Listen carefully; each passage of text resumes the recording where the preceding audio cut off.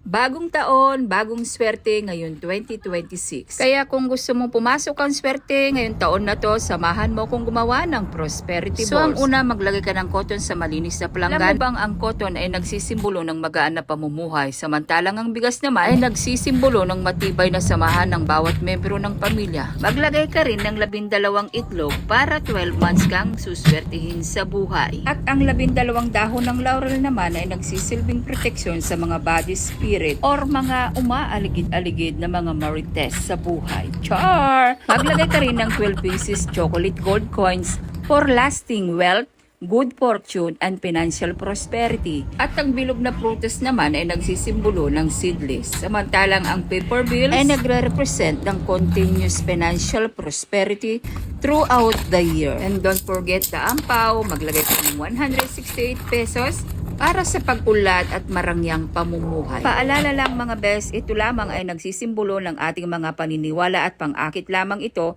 sa swerte sa darating na bagong taon. Dapat pa rin magsumikap ka at humingi ng gabay sa ating poong may kapal. At hindi lang yan ang aking isi-share mga best dahil nga magluluto tayo ng marami today. Dahil nga maraming pa-order si Ate Best dahil alam nyo naman na Christmas